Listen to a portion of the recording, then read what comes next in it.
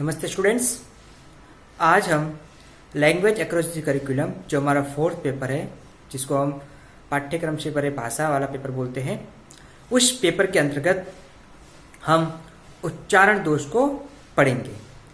इससे पूर्व की कक्षा में हमने जाना कि भाषा विकास किस तरह से होता है और किस तरह से चरणबद्ध रूप से स्टेप बाय स्टेप इंसान या मानव के जीवन में भाषा का विकास होता है और बालक किस तरह से प्रारंभिक दौर से लेकर अपने अंदर भाषा का विकास करता आता है।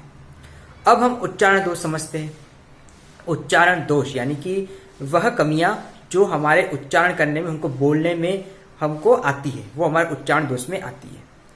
हम इसको समझेंगे कि जैसे हमारा भारत देश है, विविधताओं में एकता वाला देश, यहाँ पर विभिन्न संस्कृति, विभिन्न बोलियां बोली जाती है, लेकिन इन सब के बावजूद भी हमारे यहाँ पर हिंदी को राष्ट्रभाषा का दर्जा दिया गया है।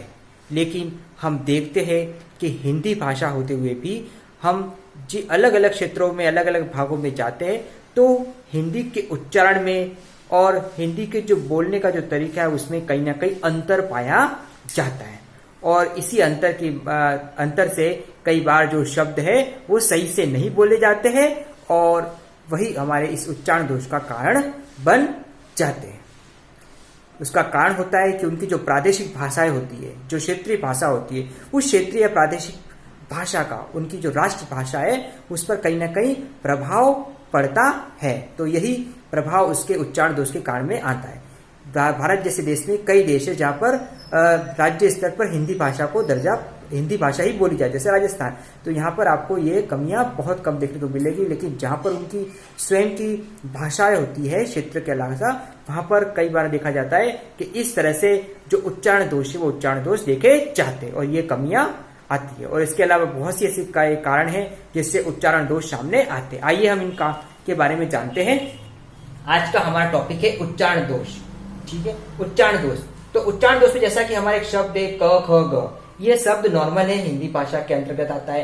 लेकिन जब बंगाल में जाता है तो बंगाल में को, खो, गो, इस तरह से ये शब्द परिवर्तित हो जाते हैं। और वहीं अगर पंजाब की बात करते हैं तो का, खा, गा, इस तरह से शब्दों में परिवर्तन हो जाते हैं। राजस्थान की बात करोगे तो के, खे, गे, कई कर रहे हो वगैरह। इस तरह से जो भाषा है उसमें कहीं ना कहीं आपको उसकी जो स्थानीय भाषा है उस स्थानीय भाषा का प्रभाव दिखाई देता है और उच्चारण दोष का कारण बन जाता है। और यही सामाजिक और वातावरण जो प्रभाव है उसके अनुसार दिखाई देता है। तो इसी उच्चारण दोष के जो क्या क्या कारण है, किन कारणों से उच्चारण दोष होता है, इसके बारे में हम जानते हैं। सबसे पहला है सामाजिक वातावरण। सामाजिक बोलो या पारिवारिक बोलो, ये वातावरण हर बालक के जीवन के या परिवार की भाषा होती है जो उसकी मदर टंग होती है। सामाजिक जिस परिस्थिति में रहता है उस परिस्थिति की भाषा होती है और उस परिस्थिति से निकला हुआ बालक या व्यक्ति के अंदर उच्चारण दोष दिखाई देगा। जब वह शुरू में हिंदी बोलने लगता है तो कहीं ना कहीं कमियां आती है और ये कमियां उसके जीवन के साथ जुड़ जाती है क्योंकि उसका प्रभाव उसके अंतर्गत दिखाई देगा। दूसरा है उच्चारण में असावधानियां। जो हम असावधानियां उच्चारण में करते हैं वो भी एक कारण है। उच्चारण में करने में सावधानियां बरतना बहुत ही जरूरी है, जैसे कि कौन से शब्दों को किस तरह से बोलना है। और कई बार हम उसको नहीं बोल पाते, जैसे कि हृदय। हृदय में जो हमको सही से बोलना है लेकिन हम उसको कई बार हृदय बोल सकते हैं, वो हृदय नहीं होगा, हृदय होगा। इस तरह से उच्चारण करने में जो शब्द है उन शब्दों में असावधानियां हमारे उच्चारण दोष को सामने लाती है। तीसरा है वर्णों का गलत उच्चारण। जो वर्ण होते हैं वो उन वर्णों को अगर गलत तरीके से उच्चारित करोगे, उनको बोलना क्या है, आप किस तरह से बोलते हो, श, स, श, इस तरह से जो शब्द है इनको कैसे और किस तरह से उच्चारित करना और कहाँ कौन से वर्ण का प्रयोग करना है, इन सब बातों का नॉलेज होना चाहिए। अगर हम गलतियां करते हैं तो वहां पर वर्ण में वर्णों के गलत होने से उच्चारण गलत होता है। अगला है अक्षरों और मात्राओं के ज्ञान का अभाव। हिंदी भाषा की सबसे बड़ी जो प्रॉब्लम बच्चों को या व्यक्ति के जीवन में यही आती है कि अक्षरों और मात्राओं का ज्ञान, क्योंकि अगर मात्राओं को हम यहां से वहां कर दे तो उसका अर्थ का अनर्थ हो जाता है, यानी कि उसका अर्थ ही बदल जाता है। जैसे दीन में छोटी की मात्रा और दीन में बड़े की मात्रा, ये इसके जो अर्थ है उस अर्थ में प्रभाव डालती है। इस तरह से बहुत से ऐसे शब्द है जिसमें अगर हम मात्राओं का सही से प्रयोग नहीं करेंगे, उसका सही से हमको ज्ञान नहीं होगा तो हमारे उच्चारण में कमियां आएगी। अगला है आत्मविश्वास की कमी। आत्मविश्वास, जो हमारा आत्मविश्वास होता है उसकी कमी भी हमारे लिए कारण है।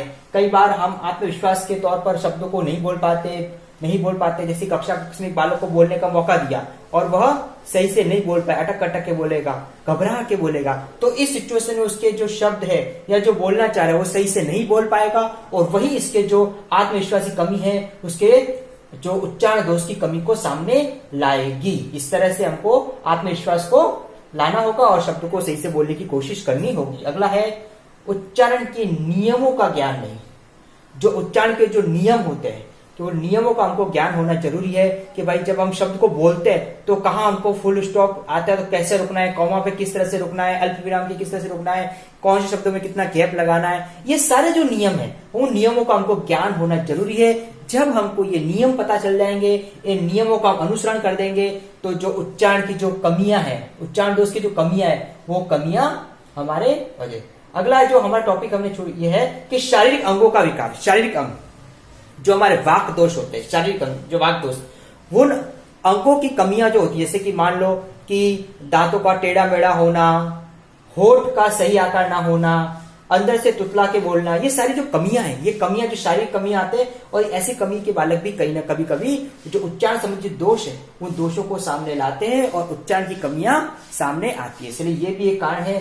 अगला है ध्वनि का सही ज्ञान नहीं। जो साउंड होता है, तो ध्वनि होती है, उस ध्वनि का अगर ज्ञान नहीं होगा, उस ध्वनि का हम सही अनुसरण नहीं करेंगे, तो हम उच्चारण को सही से नहीं कर सकते। इसलिए हिंदी भाषा के अंतर्गत हमको पूरी तरह से इसको मानकीकृत तौर पर सीखना होगा, और अगर हम इसके व्याकरण और मानक तौर पर इसको सीख लेंगे तो इस उच्चारण की कमियों को हम नहीं कर सकते। और यही उच्चारण की जो कमियां हैं, हमारी जो भाषा के संबंधी कमियों को सामने लाता है और हम कहीं ना कहीं सही उच्चारण नहीं कर पाते। और आज भी ये कारण है कि हम चाहे कहीं भी हो, हम सही से नहीं अनुसरण कर पाते, लिख नहीं पाते, बोल नहीं पाते, दूसरों से वार्तालाप नहीं कर पाते।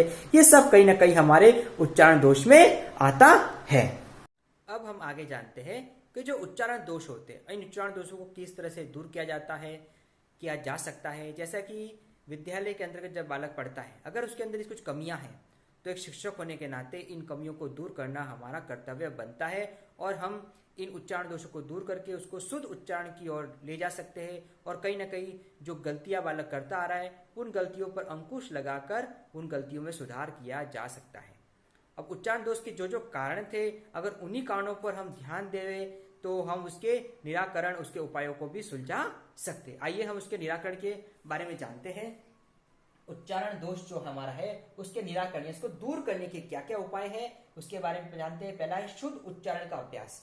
बालकों को शुद्ध उच्चारण का अभ्यास कराना जरूरी है, क्योंकि शुद्ध उच्चारण के माध्यम से शब्दों को कैसे उच्चारित करना है, बालक इन कमियों को दूर करता है। जैसा कि करत करत अभ्यास, यानी कि जो बार बार अभ्यास करेगा तो कमियां दूर हो जाएगी।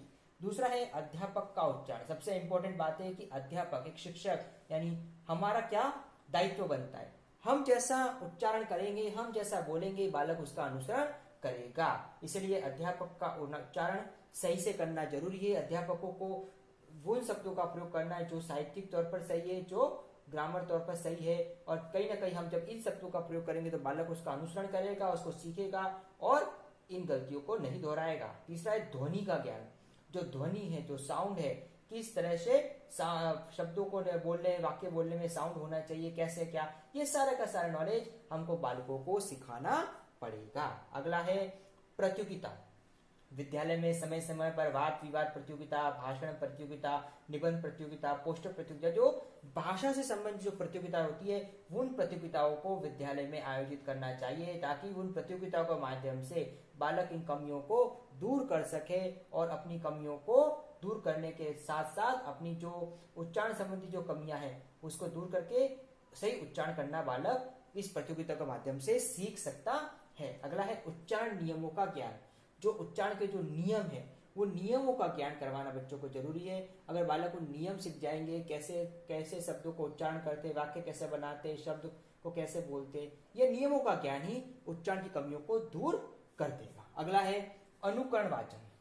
ये सबके लिए जरूरी है, क्योंकि जैसा कि हमने हिंदी भाषा शिक्षण में सीखा है, भाषा शिक्षण में सीखा है कि बालकों को विद्यालय के अंतर्गत अध्यापक अनुकरण वाचन कराता है। सबसे पहले अध्यापक आदर्श वाचन करता है और उसी आदर्श वाचन का बालक अनुकरण वाचन के तौर पर करता है। तो अध्यापक का दायित्व है कि वो बच्चों के सामने ऐसा आदर्श वाचन प्रस्तुत करे कि उसमें कोई कमियां ना हो और उन कमियों को वह बालकों को नहीं करवाए। और वो कमियां अगर अध्यापक नहीं करता तो बालक उसका अनुकरण करते हैं और उसी अनुकरण के माध्यम से बालक उसको शब्द जो भी लिखा हुआ है, जो पाठ है, उसको पढ़ता है और उन कमियों को दूर करता है। अगर अनुकरण वाचन के दौरान बालक कई गलतियां करता है तो अध्यापक का दायित्व है कि उसके गलतियों को बोर्ड पर लिखकर और बाद में उसके पढ़ने के बाद उन गलतियों से उसको अवगत कराया जाए, ताकि आगे भविष्य में वो ऐसी गलतियां नहीं करे। अगला है वाक दोषों का उपचार, जैसा कि ओष्ठ संबंधी, जो दांतों का टेढ़ा मेढ़ा, जो शारीरिक जो वाक दोष संबंधी जो बालकों का है,